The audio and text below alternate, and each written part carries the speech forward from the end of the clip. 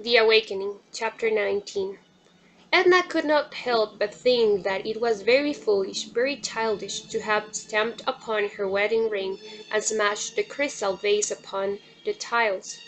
She was visited by no more outbursts, moving her to such futile expedients. She began to do as she liked and to feel as she liked. She completely abandoned her Tuesdays at home, and did not return the visits of those who had called upon her. She made no intellectual efforts to conduct her household en bon manege, going and coming as it suited her fancy, and, so far as she was able, leading herself to any passing caprice. Mr. Pontellier had been a rather courteous husband so long as he met a certain tacit submissiveness in his wife. But her new and unexpected line of conduct completely bewildered him. It shocked him. Then, her absolute disregard for her duties as a wife injured him. When Mr. Pontellier became rude, Edna grew insolent. She had resolved never to take another step backward.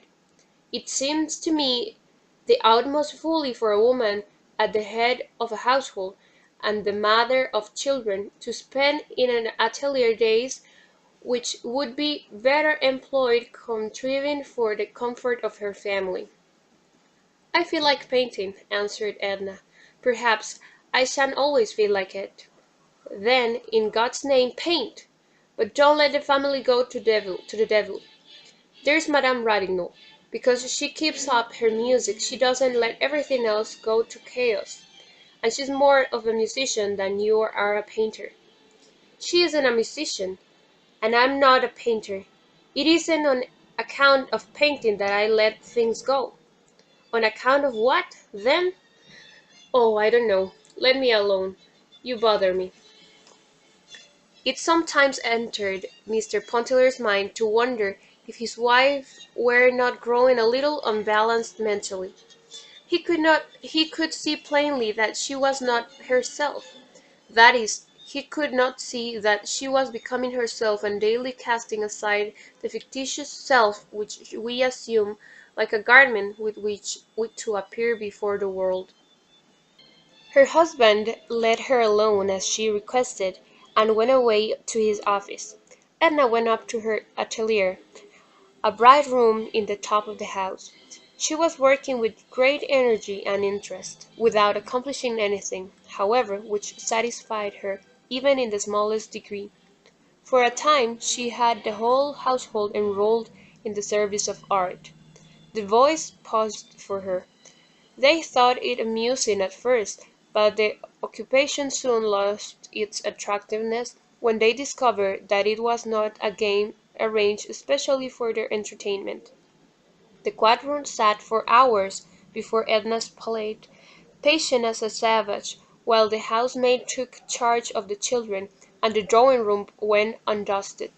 But the housemaid, too, served her turn a model when Edna perceived that the young woman's back and shoulders were moulded on classic lines, and that her chair, loosened from its confining cap, became an inspiration. While Edna worked she sometimes sang aloud in a little air, "Ah, si tu savais." It moved her with recollections. She could hear again the ripple of the water, the flapping sail; she could see the glint of the moon upon the bay, and could feel the soft gusty beating of the hot wind. A subtle current of desire passed through her body, weakening her hold upon the brushes and making her eyes burn. There were days when she was happy, very happy without knowing why. She was happy to be alive and breathing, when her whole being seemed to be one with the sunlight, the color, the odors, the luxuriant warmth of some perfect southern day.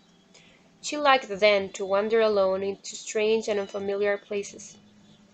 She discovered many a sunny, sleepy corner fashioned to dream in, and she found it good to dream and to be alone and unmolested. There were days when she was unhappy. She did not know why. when it did not seem worth while to be glad or sorry, to be alive or dead, when life appeared to her like a grotesque pandemonium, and humanity like worms struggling blindly toward inevitable annihilation. She could not work on such a day, nor weave fancies to steer her pulses and warm her blood.